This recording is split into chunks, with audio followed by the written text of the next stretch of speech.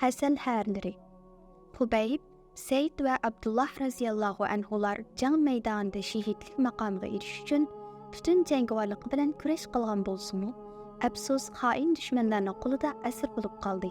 Düşmanlar asirga tushgan bu 3 qahramonni avval ayrim-ayrim, keyin bir-biriga chatgan holda nihoyat ching bog'lab elib minishdi. Ularning bu 3 qahramon sahobini o'ldirmay terik elib minishining sababi bo'lsa, ularni Makkaga elib berib Makka mushriklariga setish edi. Ularni saq-salomat o'zir bilan birga Makkagacha elib minishga jasorat qilolmaganliklari uchun nihoyat ig'ir yaslandirgan. Bu yetmagandek bir-biriga mahkam bog'lab elib minishgan edi. Ular bu g'albisidan mag'rurlanib o'zaro mundoq deyishga boshladi. Nihoyat cho'ng g'alba qildik. Bular bir-biridan qimmatli. Bularning tirikimi, o'likimi pulga yaraydi. Tiriklari texmi ko'p pulga yaraydi, shundaqku. Albatta. Bay bo'lib ketdik danglar. Asimni menga beringlar, boshqalari sizlarning bo'lsin, deb buyruq qildi qo'mondan. Bo'ladi qo'mondan, Asim sening bo'lsin. Mana endi 100 tega mukofotga erishadigan bo'ldim. Asimning kallasini elib kelganlarga 100 tega mukofot berish chaqirlangan edi. Kelinglar, shu qimmatli kallani kesaylik, dedi qo'mondan. Mana hozir kesimiz, mana. Ha. Boshqa asirlarning kallalariga intayin ko'p mol dunyo berish va'da qilingan. Buni yaxshi bilasizlar. Bularning kallalari bir-biridan qimmatli. Darhol hammasining kallasini kesib bu yerga elib kelinglar. Bularning vahshiylar chiqilayotgan qilmishlarini ko'rib chidab turolmagan sahobalar, sizlarning insonliqinglar mushumu? Bu qilayotganinglarni hayvonlarmi bir-biriga qilmaydi? Nomussizlar, odam bo'lmaydiganlar deb varqirashadi. Suvaninglarni yig'inglar, ansirmanglar, navbat sizlarga keladi. Sizlarni Makka esilzodlar o'ldirdi, hamda qiyin qistoqlar bilan. Ha. Bizmi ularning bizga yaxshi muomala qilishini kutmaymiz, dedi sahobalar. Sizlarga og'zinglarni yuminglar dedim, deb varqiradi qo'mondan. Sizlarmi tez bo'linglar.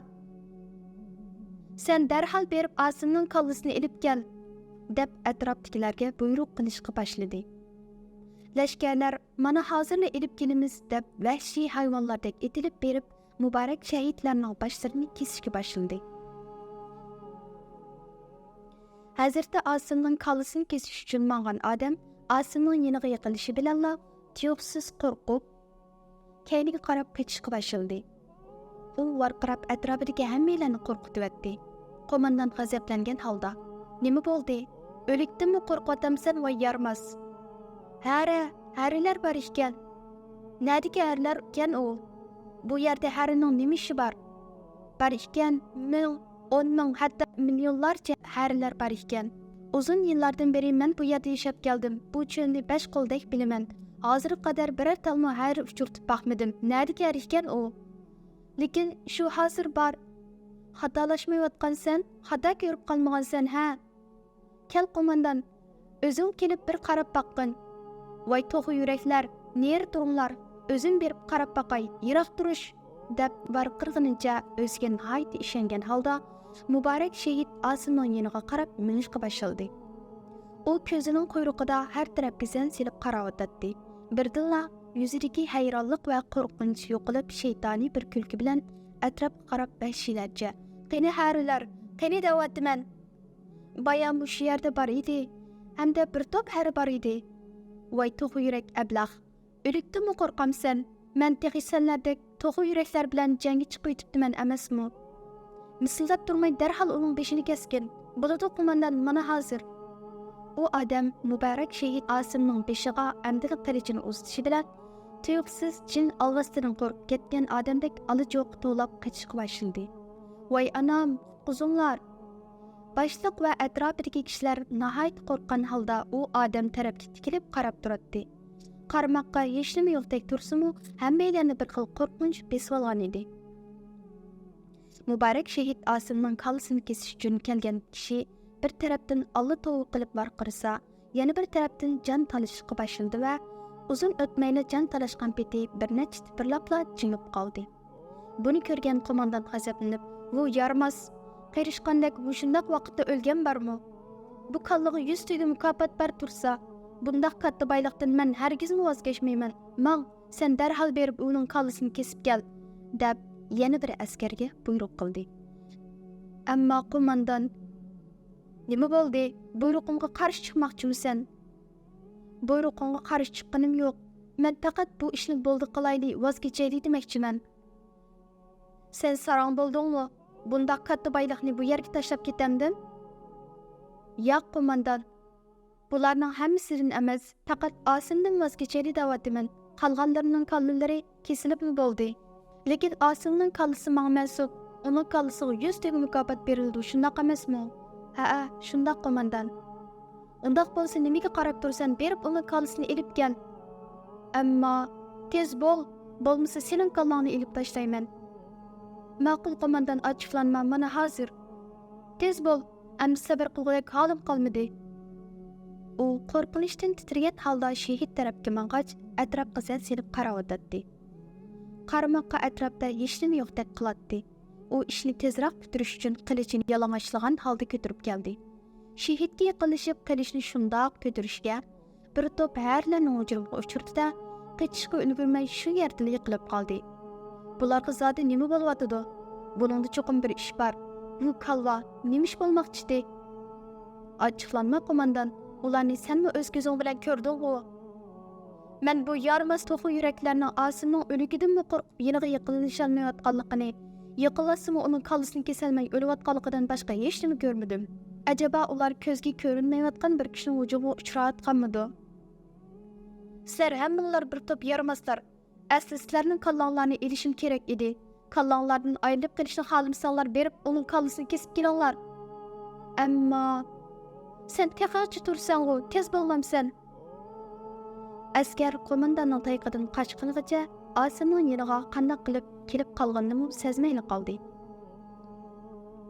Qo'rqqanidan titrab turolmay kelayotgan askar shahid Osimga qarab ko'zlariga ishonmayli qoldi. Chunki zolim dushmanning qilichida saq yeri qolmagan muborak shahid Osim kulimsirayot holda yotadi. Bundaq kulimsirab yotgan ma'sum chiroyga kimning qilich o'rg'isi kelsin? Gerçi askar Osimni tunji qatim bundaq yaqindan ko'rgan bo'lsa-mu, uningga qilich urush uyoqda tursin, bu zulmga qarshi qini qaynab muborak shahidga egilib salom berishga tamshilishi bilan qo'mondanning jenining baricha varqirab uni o'lim bilan tahdid silishi uni to'xtatib qo'ydi. Amalsiz qolgan askar zolimlarga bo'lgan nafrati bilan muborak shahidga bo'lgan hurmatini yushirib, hayot qilish uchun uning kallasini elishga tamshildi. Onun yüzüge qarab qilich urolmaydiganligini his qilib ko'zlarini chim yumg'unicha qilichni shundoq ko'tarishga, tuyuqsiz butun badaniga harlarning zaharlik nashtarlarining sanjilib xuddi butun badandagi qonning sumurilib ketayotganligini his qilgandek bo'lib ketdi va qandoqlar yerga yiqilganini bilolmaydi qoldi. Qo'mondan va atrofdagi boshqa askarlar nima bo'layotganligini bilolmay hayronlikda g'angirab qolishdi.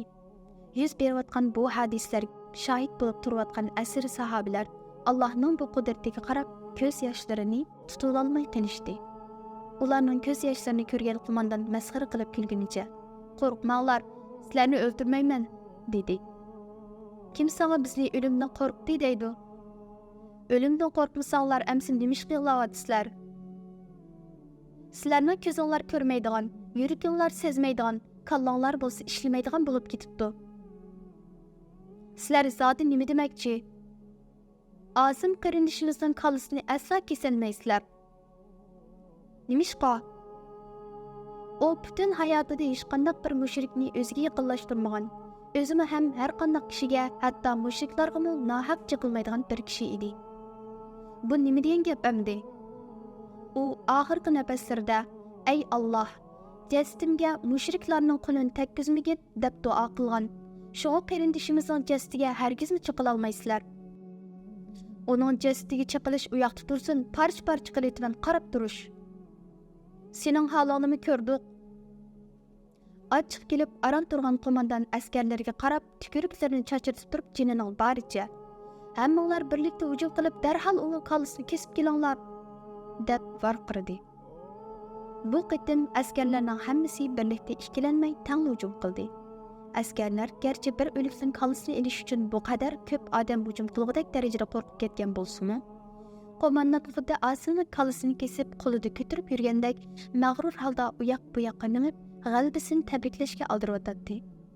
Lekin bu qitim butun odamlarning mag'lub bo'lib, o'zlarining jinini qutuldirish uchun hech nimaga qaramay kayniga chekinayotganligini ko'rgan qo'mondon g'azab bilan varqirab: "Bu qo'lidan ish kelmaydigan yaramaz tog'u yuraklar, senlarga yana nima bo'lishdi? Sarangda qayerga qochyotsizlar?" Hara bor ekan. Buncha ko'p odam haridan qo'rqib qochgan bormi? Qo'mondon, sen tez qoch, bo'lmasa bu harlar hammamizni o'ltirib yutadi. Sizlarning qahramonliklaringizga nima bo'ldi? Jangovarliklaringiz qayerga ketdi? Qo'mondon, qoch, sana tez qoch deyapmiz, tez bo'l. Rostdan milyonlarcha hara qora bulutga o'xshash hamma yerni qoplab, ularning ustiga mo'ldirdak yig'ib, saharlik nashtarlarni sanjib hujum qilib kelayotgan edi. Bu qitim qo'mondon harlarni o'z ko'zi bilan ko'rdi.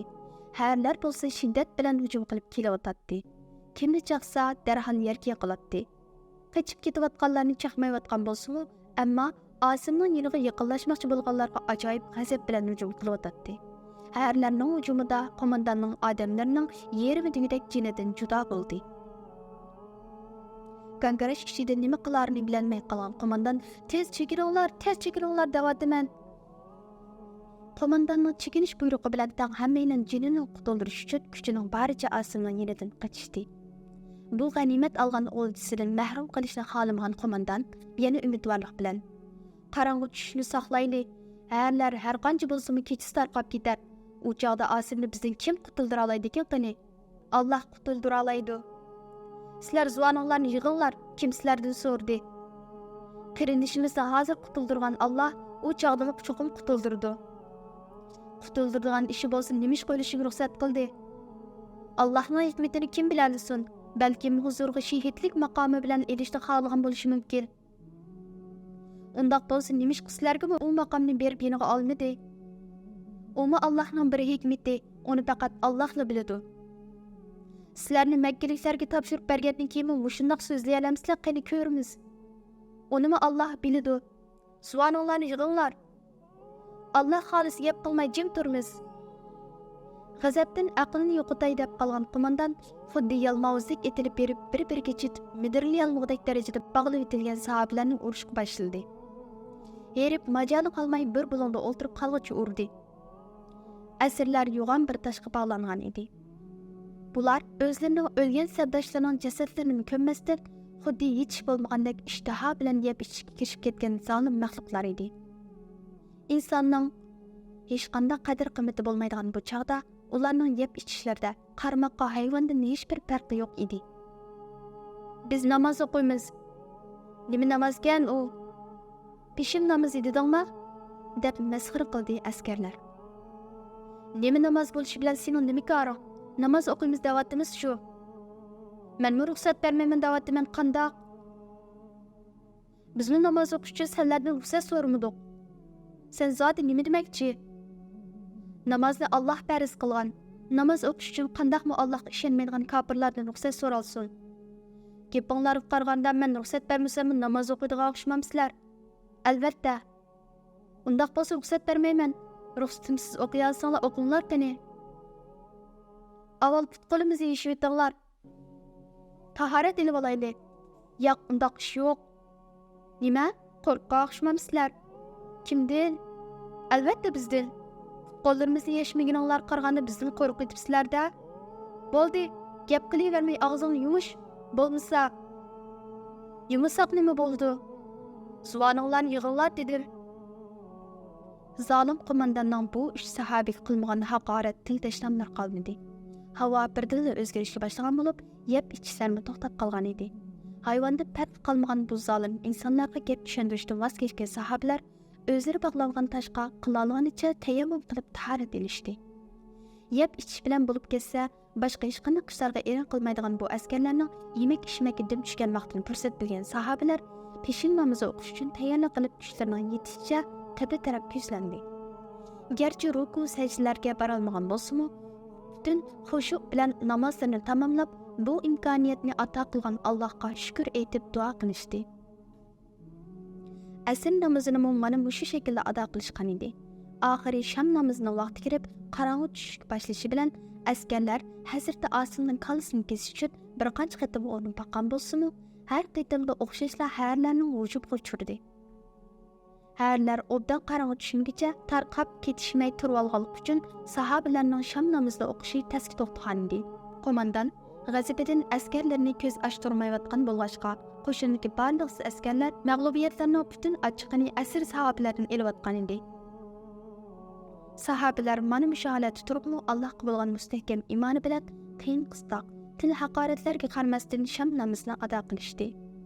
Chunki namoz har qanday vaqtda nima bo'lishidan qat'iy nazar tark etishga yoki qazo qilishga bo'lmaydigan islom dinining asosiy shuarlarining biridir.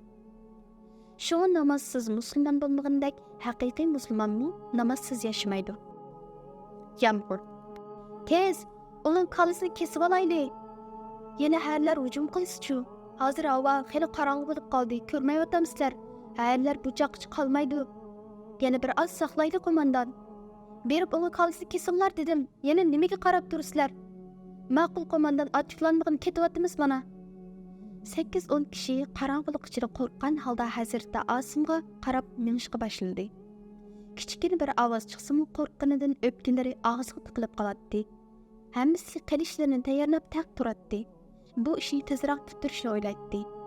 Nafas olmaslikka tirishgan holda oldiga qarab miyotadi. Hech qanday ovoz yoki hujum yo'q edi. Ular bu ahvoldan jasoratlanib, ulug' shahidning bosh tarafiga keldi. "Kallisini oldinglarmi?" deb varqirdi qo'mondan. "Texi olmadik, hozir olamiz mana. Biror narsa yo'q-ku. Hech qanday narsa yo'q. Oldiringlar hamsa." Hech qanday bir hujum bo'lmaganlikdan ularning jasorati asliga keldi. Shuning bilan parvozsizlar shahidga yaqinlashdi. Endi kesayli deb turishiga qattiq bir chaqmoq chaqdiki, ular qo'rqindan o'lgili tas qoldi. Orqadan takrar chaqmoq chiqib ketdi. Ko'k osmon qattiq g'azablangandek turardi. Guldirmama, chaqmoq va yomg'ir. To'satdan yoqqan shiddatli yomg'ir, guldirmama va chaqmoq. Mehyan o'g'illari qo'rqib qashqidek yer, panohlanadigan to'shak izlab yugurishga boshladi. Ular hayotida bunday shiddatli yomg'ir ko'rmagan edi. Bu yerda bunday qattiq yomg'ir yog'maydi. Osmonni bunday dahshatli guldirlamaydi. Shundaqla bunday qattiq chaqmoq chaqmaydi. Ular bunday bir ahvolni ko'rish emas, anglabmi boqmagan edi. Ammo hozir ular bu dahshatli va qo'rqinchli holatni beshidan kechirayotdi. Qo'rqindan ularning ko'zlari chaqchib ketgan bo'lib, og'ziga yesh kep kelmaydi. İfadəlikli bo'lmaydigan bir qo'rqinch ichida beshidan kechirganlarga ishongisi kelmaydi. Nima bo'lyapti? Bu voqealar nimani ifodalaydi? Bir-biriga qo'rqqan holda savol so'raydigandek ko'zlari bilan qarshib turadi. Ushdan tut yomg'ir to'xtab, havo ochilib ketdi. Oyni demayli qo'yaylik, yulduzlarmi osmonda parqirab javloq qilishga boshladi. Hamma yer qurib ketdi. Bir oz burun to'pon yomg'iri bu yerga yoqqandek turadi. Ularning bir-biriga qarshib turgan ko'zlaridan bir narsa so'raydigandek ifoda chiqib turadi. Nima bo'lyapti? Dahshatli guldirilgan osmon, qo'rqinchli chaqmoq chaqqan, shiddatli yoqqan yomg'ir va bir tarafda qattiq ovozlar bilan guldirlab oqqan qiyot. Bularning hammasi bir tushmi acaba? Tush bo'lishi mumkinmi? Ammo bunday ahvol tushdimi bo'lmaydi. Agar bular reallik va amaliyot bo'lsa, ularning izlari qayerga g'oyib bo'ldi? Nimishqa birdan-tilla hamma yer bunday qurib ketdi? Nimishqa texicha makinib turmiz, qo'rqudek kishi yo'q, ko'rmayotgamsizlar? Xuddi o'zi qo'rqmayotgandek. Diqqat qil, anglab qolsa terimizni ta'tir suvitishidan yanmaydi bu. Osim qudratli bir zot tarafidan qo'g'dilyotdi birodar. Yuz bergan voqealardan men bu haqiqatni tushundim. Og'zingni yum, qo'mondan anglab qiladi. Mayli anglab qolsa. Bu yerga chiqinglar, qayerdasizlar qo'rqinchoqlar? Boshliq varqirab jarqiragandan keyin ham so'tirib chiqdi. Ham qo'rqqanligi, ham ishingizga kelgandek chiqib turgan ko'zlari bilan atrofga nazar soladi. Hamma yer qurib bo'lgan edi. Xuddi bir oz burun bu yerga shiddatli to'pon yomg'iri yog'magandekla. Ko'rib turibsizlar, yomg'ir yog'ib to'xtadi, qo'rqudek ish yo'q. Yomg'ir yog'di, ammo nimaga tilingni chaynaysan? Yomg'ir yog'di, ammo hamma yer qup-quruq. Shu yerga qarg'il qo'mondan. Qo'mondan bir hazo qetib qoldi. Yerni qup-quruq bo'lib ketganligini his qilmagan edi. Oyog'i bilan yerni tashlab baqdi. Ishingizga kelmagandek bir o'chim tuproqni qo'liga oldi. rostdan qop-quruq edi. Qumdek tuproq qop-quruq turardi. Bundaq bo'lishi mumkinmi? Lihyan o'g'illari qabilasining mütəvvir rəhbərlərindən bo'lgan qo'mondant əmdilikdə nima qilarini bilmay qolgan edi. Ular bu voqeani qandoq tushundirdi? O'zi tushunmagan narsani boshqalarga qandoq tushundirsin? Hey, qarag'anda yomg'ir shamolda qurib ketgan o'xshaydi. Ammo yomg'ir osmondan qusuq qilgandek yoqqan edi. Dahshatli qiyam yoqqan edi. 100 tuglik mukofot bizni kutib tursa, bularni tatishning vaqti hozir. Qo'mondant to'g'ri dedi. Albatta to'g'ri gap qilmanda ahmoq. Endi berib shu odamning qalbini kesib kelinglar. Atdigandan beri shu ishni bir taraf qila olmadik. Qarab turmay shuni qalbini elib kelinglar. Shundoq qilaylik qo'mondant. Shundoq qilib yana 8-10 kishi hazirda Asimga yaqinlashishga boshlandi. Texnichi 1-2 kishi berishdan qo'rqib turardi. Naydi diqqat bilan imkonlayotdi. Hozir harlardimmi, yomg'irdimmi hech bir iz ko'rinmaydi. Qilishlar yana qinidan chiqarilgan bo'lib, endi vaqt isrof qilinsa bo'lmaydi. G'oyib bo'lgan shahid. Asim yo'q edi. Asim qayerga ketdi? Shahid qilingan muallimlardan 6si yerda yotadi. Ammo Asim ularning orasida yo'q edi. O'lgan bir odam qayerga bora olsin? Ular hayronlik ichida atrofga nazar soldi. Qarong'i bo'lganlik uchun ko'rinmayotganda ajaba. Hamma yerga diqqat qilib qarab chiqdi. Ammo o'lganlarning orasida Asimning jasadini topolmadi. Nada qoldinglar? Asim yo'q qo'mondant. Nimishqa yo'q? Yo'q turdi shu. Asim yo'q degan qandoq gap laqva? Uning beshini kesib kelinglar. Asim rostdan yo'q ekan qo'mondant. Yo'q odamning beshini qandoq kesimiz? Yaxshi qaranglar. Balkim qarong'i bo'lganlik uchun ko'rolmagan bo'lishinglar mumkin. Boshqalarni ko'ryapmiz, lekin Asimni ko'rolmayapmiz. Ajoyib ish. Asim yo'q. Men barsam hammanglarning teranglarni ta'tirsa aytaman laqvalar. Mayli qo'mondant, kelib Asimni topqil. Ondan bizni nima qilsang mayli. Qo'mondant bir qancha odam bilan shahidlarning yoniga qarab mandi. Uning ham aldirayotganligi hamda qattiq g'azablanayotganligi chiqib turadi. Qarg'a kelmas laqvalar, mushu bir ishni joyida qila olmadinglar. Ha, qo'mondant, qani sen bir qarab boqib topa olamsan? Albatta topaman, men sizlarda ko'r emas. Qo'lidagi o'qiyaning yoyi bilan 1-2 kishini turitib, bir chetda turinglar va laqvalar degunicha g'azab bilan Asimni izlashga boshladi. O'ldirilgan bu gunohsiz muallimlarni g'azab nafrati bilan tepib, o'lganlarni bir tekshirib chiqdi. Ammo Asimni topolmadi. Shahid muallimlarning hammasini yana bir qatim tafsiliy tekshirib, ularni sanab chiqdi. Yerda 6 kishi bor edi. Har bir shahid qiymachilik qilib o'tilgan edi. Lekin bu 6 kishining ichida Asim yo'q edi. O'zining hayronligini kontrol qilish va odamlarga ko'rsatish uchun shahidlarni yana bir qatim tekshirib chiqdi. Ammo Asimni yana topolmadi. O'lmaganmidi yo o'ldirilmaganmidi? Aslida ular atgan nayslar Asimning pachiqini sundirib, tizini chiqarayotgan edi. Onlarcha o'q tekish bilan birga bir nayza ko'ksidan kirib, orqasidan chiqib ketgan bo'lib, Alloh deb yerga yiqilgan edi. Uning kallasini ilib kelganlarga 100 teng mukofot berilganligi uchun har biri butun kuchi bilan uni hujum qildi. Qilich yarasining ko'pligidan Asimni taniqli bo'lmaydi. Bundaq parcha-parcha qilib o'tilgan bir jasad qayerga va qanday ketalaydi? Voy la'natilar! Deganicha shahid muallimlarni yana topdi va atrofdagilarni tillab haqoratlashga boshladi. Voy dod laqvalar, shu Asimni yo'qotib qo'ydinglar. Yo'g'on bir odamni yo'qotib qo'ydinglar, kalvalar. Biz yo'qotib qo'ymadik, qo'mondant o'zi g'oyib bo'ldi. Bir jonsiz jasad o'zi qanday g'oyib bo'ldi? Balki biz tushunolmaydigan bir kishi uni elib ketgan bo'lishi mumkin. Bundaq bir ishning bo'lishi mumkinmi? Undaq bo'lsa u qayerga ketdi? Qayerga ketganligini men sizlardan so'rayapman, kalvalar. Uni izlab avar bilmanglar. Asimni hargizmi topolmaysizlar. Hazrat Xubayb bularga chidamay o'tirg'i chiqqan edi. Soatlarcha izlagan bo'lsa topolmadi. Ular Asimning duosi va Alloh taoloning marhamatini qayerdan bilsin? Aslida Hazrat Xubaybmi ularni ogohlantirgan edi. Asimning beshini nima topolmagudaymiz? Alloh qo'ydamdi uni. Ha, Alloh uni olib qo'ydi. Uning beshini kesib, badanini parcha-parcha qilib etmasam ham, topolsang shunday qilarsan? Topaman. Qachon bo'lmasin uni cho'qim topaman. Amsi nimishqa texnikicha topolmadinglar? Sizlarni shuncha qiynab qo'linglarni bog'lab etsekmi, yana gap qilyapsizlar-ku. Bizni chidamchan qilgan va gap qildirgan zot Allohdir. To'lib aloqlamay og'zinglarni yuminglar. Duo qilinglar. Sizlarni makkaliklarga setib, sizlar orqali ulardan pul undirib olamiz. Bundaq demagan bo'lsak, hozirgacha sizlarni qiymi-qiymi qilayotgan bo'ladi. Endi ketaylik, qo'mondan, dedi uning odamlaridan biri. Narsa keraklarni yig'ishtirib tayyorlanglar. Endi qaytamiz, deb varqirdi qo'mondan. Lehyan o'g'illari 3 asrni ilib Makkaga qarab yo'l chiqdi. Maru Zahron deb atalgan yer kelguncha asrlarga ming turlik asiyat berdi.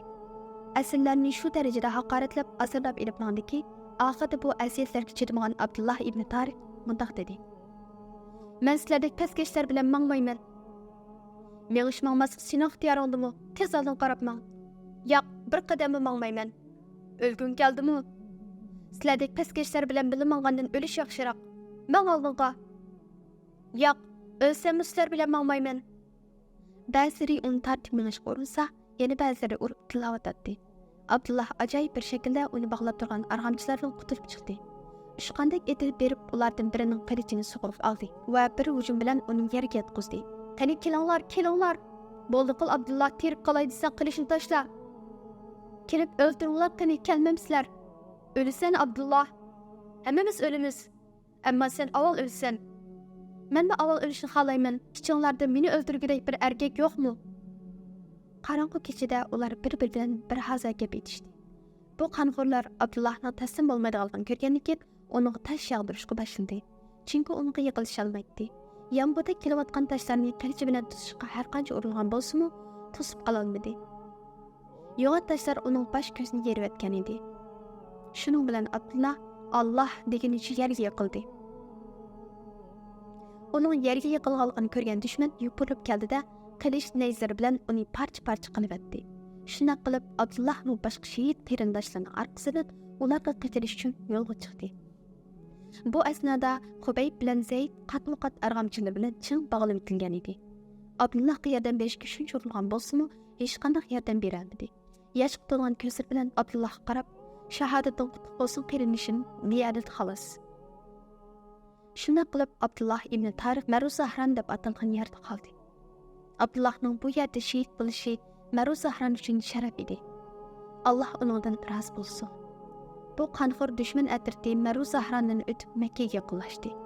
Asrlar badaniga Makka mushriklaridan pul o'ndirishni o'ylab, shirin xiyollar bilan hech aram olmasdan bu yerga kelgan edi. Ammo mang'udak va yoki tugiga mingudek majoli qolmagan edi. Shunday qilib bu yerda bir kecha qo'nib aram edishga majbur bo'ldi. Ular yuk taqillarning yanida aram edishga boshladi. Xubayb bilan Zaydni bir qo'rab toshqa mahkam bog'lab etgan edi. Ular bir-biriga qarab sabr tilashdi. Shubhavar. Lehyan o'g'illari butun havvisi bilan Makkaga kirib keldi. Dumboqlar chininib ularning g'alabasi tabriklanayotdi. Butun Makka xalqining hammasi degudek ko'chalarga chiqqan edi.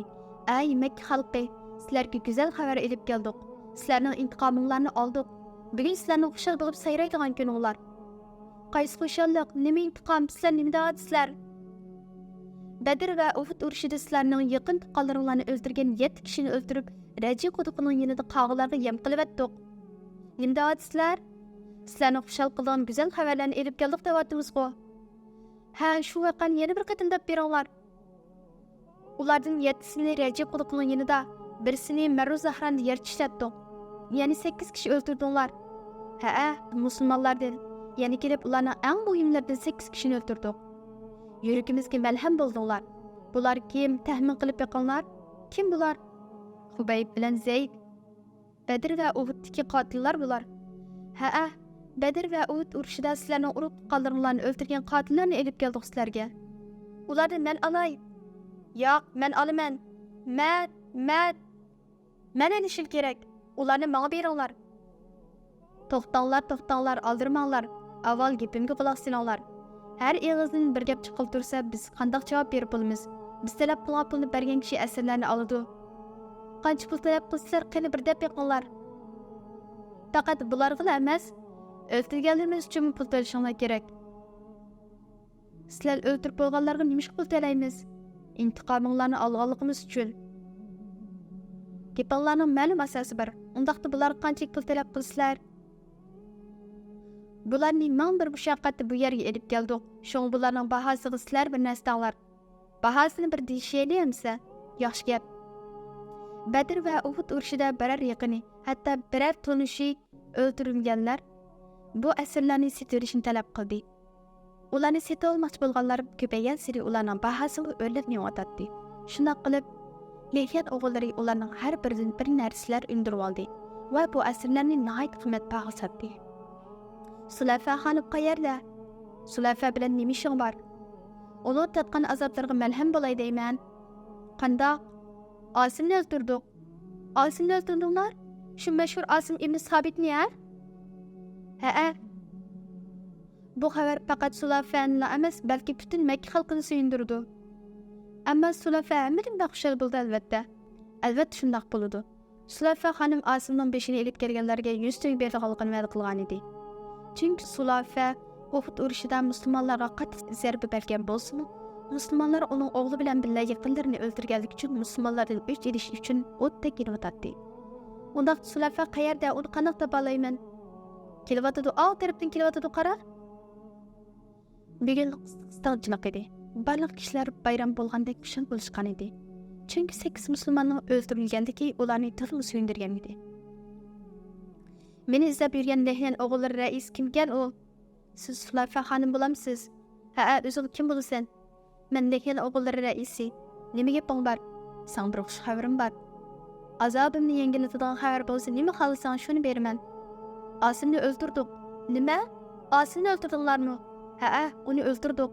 Bu nima degan go'zal xabar? Yurak azobi malham bo'ldinglar. Yuztaga berganligingizni e'lon qilgandingiz. Rost shundoq. Asimning beshini kesib kelganlarga 100 to'ga mukofot berganligimni degan edim. Asimni biz o'ldirdik. To'liq cho'ng bir g'alabani qo'lga keltiribsizlar. Shu mukofotimizni berishingizni xohlaymiz albatta. Uning beshini elib kelib 100 to'gani elib kelsanglar bo'ladi. Uni o'ldirib bu yetmamdi. Men Asimning beshini elib kelganlarga degan edim. Ammo biz uni o'ldirdik. Undaqda uning beshini kesib kelinglar. Andan 100 to'gani elib kelsanglar bo'ladi. Uning beshini kesib kelmoqchi 100 to'gani ola olmaymizmi? Asimning beshini elib kelmoqchi uchun mendan bir to'gam ola olmaysizlar. Bu faqat to'g'ri bo'lmadi. Nimishqa? Qanday deyishimni men bilmadim. Nima uchun? Sababini men tushunolmadim. O'lik bir odamning beshini kesalmadinglarmi? Dedim, "O buni sana tushuntirib bera olmayman. Asimni o'ldirmadinglarmi ya?" O'ldirdik. Undaq bo'lsa nima ish qilib beshini kesib kelolmadinglar? Uni o'ldirdik, bu yetmamdi sana. Bu yetarli emas. Asimning beshini sharob ichishga qasam qilgan edim. Uni o'ldirgan bo'lsanglar, berib kalsini kesib kelinglar. Asimning jasadi yo'qolib ketdi. Nima? Tushunmadim. Asimni o'ldirdik, ammo uning jasadi yo'qolib ketdi. Bundaq bo'lishi mumkinmi? Biz tushunmadik. Ular beshidan o'tganlarni Sulafa xonimga so'zlab berdi. Chunki bu ishning orqasida 100 to'glik cho'ng bir mukofot bor edi. Ammo Sulafa xonim Asimning beshini kesib kelmoqchi sizlarga 100 to'gani bermayman deb ching turib oldi va boshqa bir narsa deyishmadi. Bu raji voqeasi kunlarcha Makka xalqining ig'isiga tushundi. Mushriklar bu voqeadan to'liq suyungan edi. Shu ular bu voqeani toza so'zlab ig'isini tatbiq qilyotdi. Lekin o'g'illari haqiqatan buyuk bir g'alabani qo'lga keltirdi. Ikki cho'ng urush, bir muncha so'qishlar bo'lgan bo'lsa-mu, ularni mag'lub qila olmagan edik. Badr ular uchun tamoman bir g'alaba edi. Uhudni bizning g'alabamiz bo'ldi emasmi? Uhudning bir g'alaba yoki tanishib bilish va yoki mag'lubiyat ekanligini aniq bilgil bo'lmadi. Ammo hozirchi, hozir Lehyan o'g'illari biz qila olmagan ishni qildi. Ulardan intiqomimizni oldi. Asli ularni ojiz etish kerak. Qanday? Musulmonlarni shundoq 10-20 kishilik guruhlar shaklida markazdan yiroqlashtirib, tuzoqqa tushirgandan keyin yo'q qilish kerak. Raji voqeasi bo'lgandek. Aslida men Asimni o'ldirishni xohlaydim. Nimishqa? Badr va Uhud urushlarida nimalarni qilganligimni ko'rmadingmi? Yodimga kelsa badallarni tikanlashib ketdi. Asim Aqaba bayiti deb atalgan maxfiy bayatda bir musulmon bo'lgan ekan. Aqaba bayitida men hech bir mushrikka yaqinlashmayman, hech bir mushrikni menga yaqinlashmaydi deb va'da beribdi ekan. Badr va Uhud urushlarida xuddi qora bo'ronga o'xshash shiddatli hujum qilgan edi. Musulmonlar chichilang bo'lib qochgan vaqtda u bizning eng ashaddiy dushmanimiz bo'lgan edi. Qandaqla bo'lmasin onundan qutulduq. Hozir masala yo'q. Hammasidan qutulishimiz mumkin bo'larmi? Hammasidan qutulishni tilaymiz. İslamni tabliğ qilish uchun yo'lga chiqqan bu hay'atning Raji quduqining beshida bundaq hazil holda shahid qilinganligi xabari Madinadami tarqalishib boshlagan edi. Payg'ambar alayhissalom bu voqeadan ko'p qayg'urgan edi. Payg'ambar alayhissalom o'zi bevosita shahidlarning bola chaqalarining holidan xabar oldi va sahobalarning ularning holidan xabar olishi va yolg'iz tashlab qo'ymaslikni talab qilgan edi. Sahobalar qo'ldan kelishicha ularning holidan xabar oldi. Da'vat ayeti Raji quduqining beshida muhosiraga ilingandan keyin Hazrat Asim, "Ey Rabbim, payg'ambaringni bu vaziyatdan xabardor qilgin" deb duo qilib, payg'ambar alayhissalomga durud va salomlarni yo'llagan edi. Alloh taoloning bildirishi bilan payg'ambar alayhissalom bu voqea yuz bergan vaqtda o'zida voqeadan xabar topgan va uning salomini qabul qilgan edi. Ammo boshqa bir ish qilish imkoniyati yo'q edi.